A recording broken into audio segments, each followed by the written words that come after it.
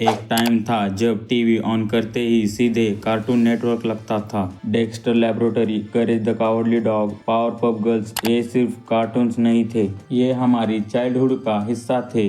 लेकिन आज cartoon network वही नहीं रहा। तो सवाल ये है, कार्टून नेटवर्क इतना बड़ा कैसे बना और फिर धीरे धीरे गिर कैसे गया। Chapter 1, the birth of cartoon network. Cartoon network एक अमेरिकन टीवी चैनल है जो 1 अक्टूबर 1992 को लॉन्च हुआ था बाय टर्नर ब्रॉडकास्टिंग सिस्टम। इस चैनल का आइडिया सिंपल था, 24 आवर्स सिर्फ कार्टून्स। उस टाइम पर ये आइडिया रिवॉल्यूशनरी था। शुरुआत में कार्टून नेटवर्क सिर्फ पुराने कार्टून्स दिखाता था, जैसे Tom and Jerry, Looney Tunes, Scooby Doo, लेकिन ये सिर्फ बिगनिंग थी। Chapter 2, the golden age begins. Cartoon Network era.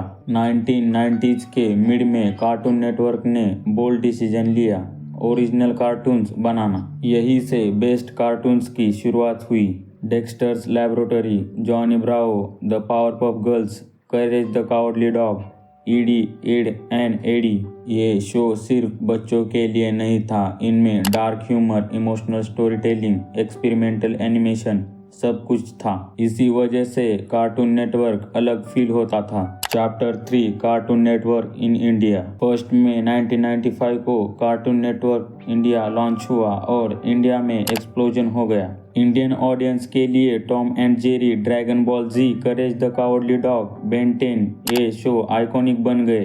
Cartoon network ने 90s और 2000s की इंडियन चाइल्डहुड को शेप किया। Chapter 4, Adult Swim. Cartoon network ने एक और स्मार्ट मूव किया, अडल्ट स्विंग। यहाँ मैच्योर ऑडियंस के लिए शोज आए, जैसे Samurai Jack, Justice League, Batman the Animated Series. इससे कार्टून नेटवर्क ने प्रूव कर दिया कि कार्टून सिर्फ किड्स के लिए नहीं होते। Chapter 5, new era, new stars. इस फेज में नए हिट्स आए, Ben 10, Adventure Time, Regular Show, the Amazing World of Gumball. Story telling और ज़्यादा स्ट्रांग हो गई, कैरेक्टर्स रिलेटेबल बनने लगे।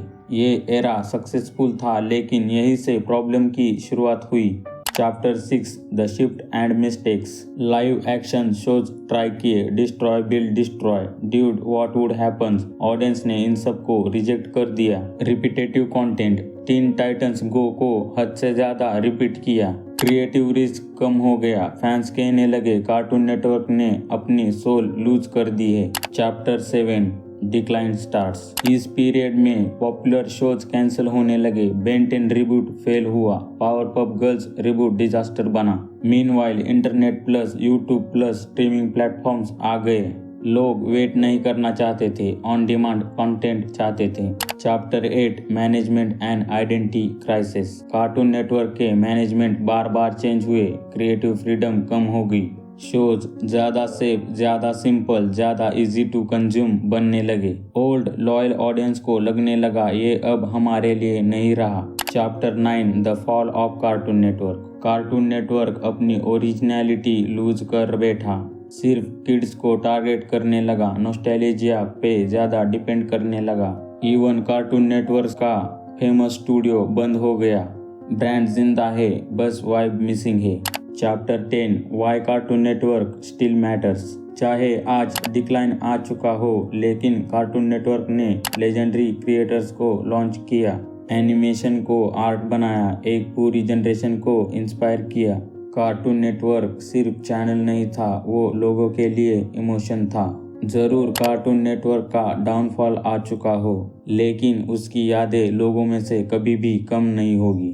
तो यही था आज की वाली वीडियो में। मिलते हैं फिर किसी वीडियो में, तब तक के लिए बाय बाय।